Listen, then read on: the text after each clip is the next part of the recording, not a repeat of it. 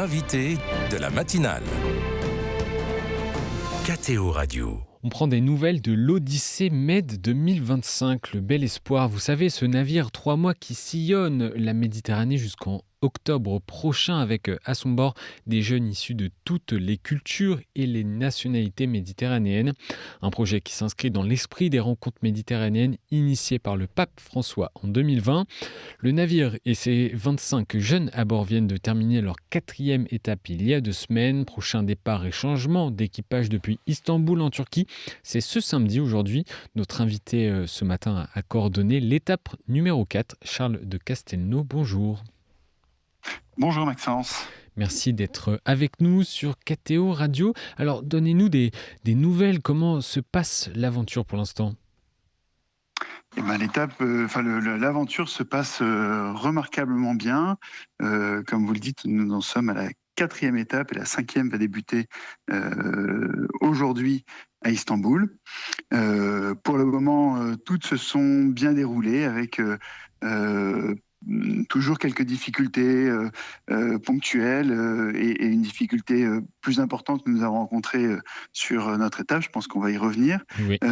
Et quelques difficultés d'obtention de visa, qui est un gros enjeu pour de nombreux jeunes pour leur permettre de rejoindre les ports de départ ou d'arrivée de l'Odyssée.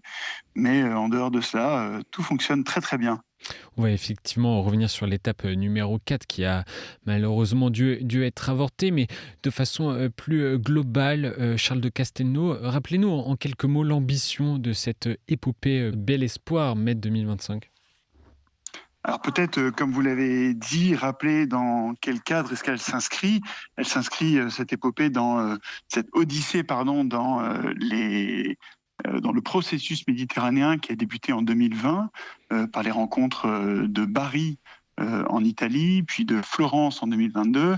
Et vous vous en souvenez certainement, en 2023, ces rencontres méditerranéennes se sont déroulées à Marseille, à l'initiative du pape François et du cardinal Aveline, l'archevêque de Marseille. Et à cette occasion, la particularité des rencontres à Marseille avait été non seulement de permettre aux évêques de la Méditerranée de se rencontrer, mais également d'être rejoints par 70 jeunes de tour pour tour méditerranéens qui avaient vécu une semaine de sessions, de rencontres et de découvertes, et d'approfondissement aussi de ce qui les rapproche. Et le diocèse de Marseille a poursuivi ces rencontres avec une nouvelle session qui a eu lieu à Tirana en Albanie en septembre 2024 sur le même format, donc une semaine de rencontres. Et puis pour 2025, on est, vous le savez, en année jubilaire et on a senti l'appel à être pèlerin de l'espérance, comme nous y invite le thème de ce jubilé. Et donc, c'est dans ce cadre qu'a été lancée cette Odyssée Med 25 Bel Espoir, qui donc nous amène à ces 8 étapes autour de la Méditerranée, avec systématiquement 20 à 25 jeunes de, comme vous l'avez dit, tous les pays, toutes les cultures et toutes les religions du pourtour méditerranéen.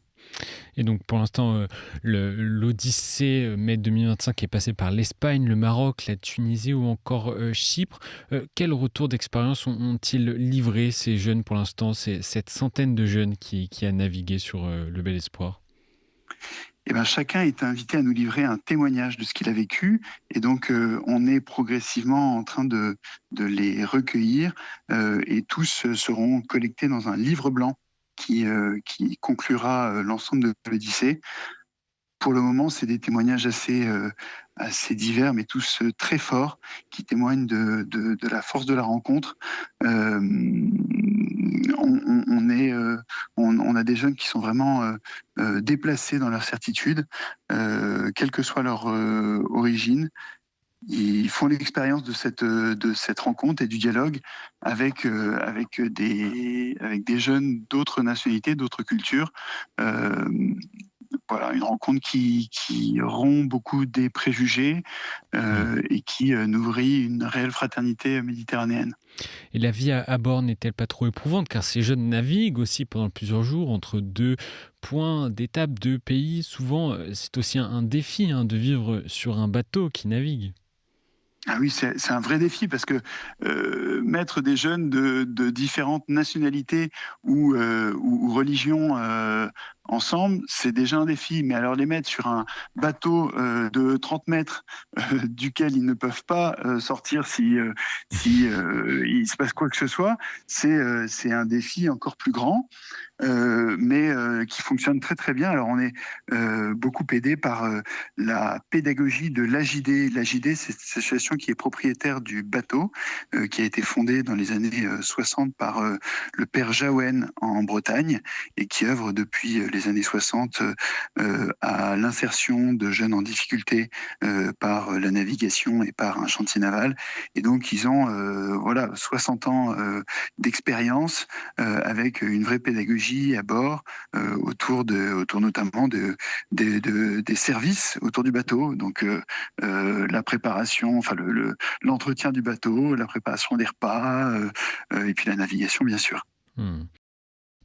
Et la dernière étape jusqu'à Julienne au Liban, la quatrième étape, a été annulée à cause de la guerre et des tensions dans la région, c'est ça?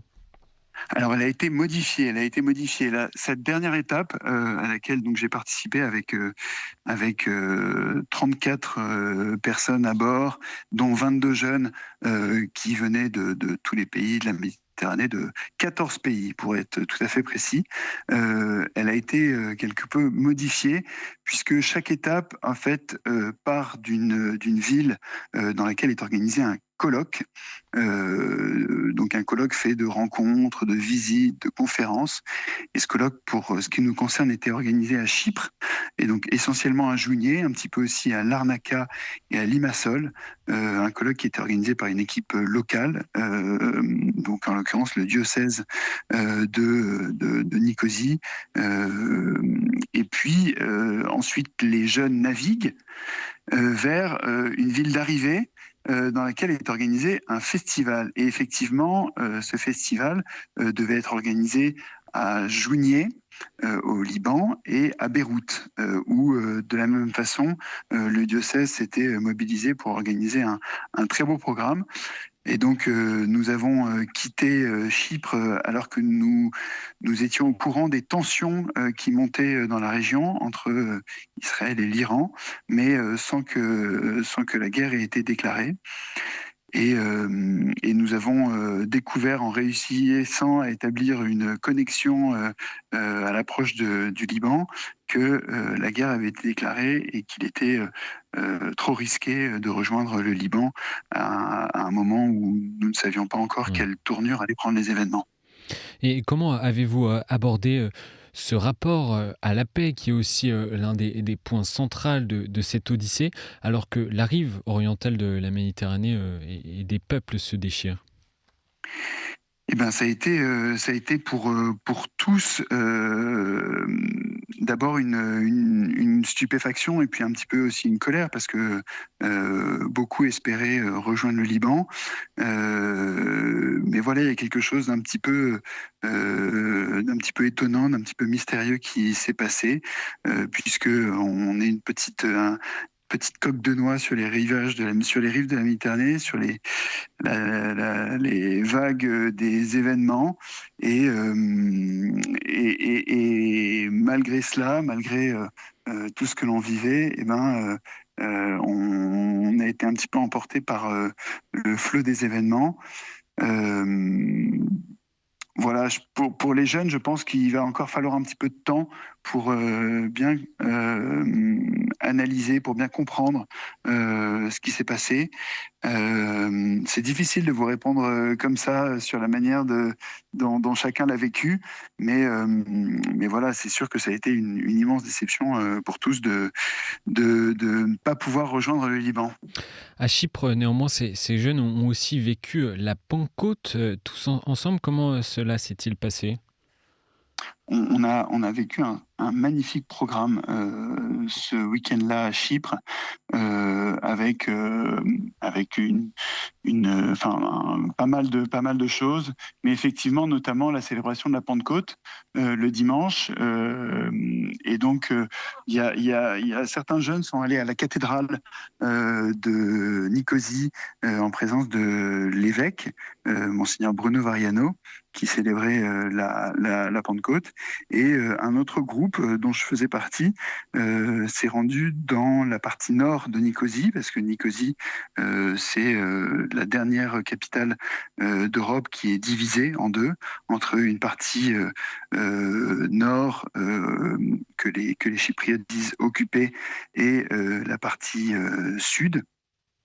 Dans la partie nord, nous avons rejoint une communauté composée essentiellement d'étudiants de diverses origines africaines, à la fois d'Afrique francophone ou anglophone, qui se réunissent dans des garages, puisque l'Église catholique dans le nord de Chypre a des églises, mais ne peut pas y accéder. Et donc, ils se réunissent dans des garages. Et voilà, on a vécu une merveilleuse expérience de la Pentecôte avec une magnifique célébration. Et puis voilà, comme le dit l'évangéliste, nous étions un petit peu dans l'émerveillement et la stupéfaction. Une très très belle, très très belle expérience là aussi. Et les mai de 2025, le Bel Espoir s'apprête donc à entamer la deuxième moitié de son odyssée de Istanbul à Athènes. Quel est le programme? Je crois qu'il y a notamment de belles célébrations et des rencontres marquantes prévues en Turquie.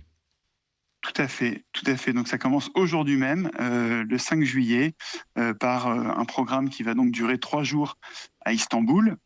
Et des beaux moments. Aujourd'hui même, cet après-midi, a lieu une table ronde sur l'écologie intégrale, puisque chaque session, chacune des 8 sessions a une dominante. Et donc, la dominante de cette session, c'est environnement et développement.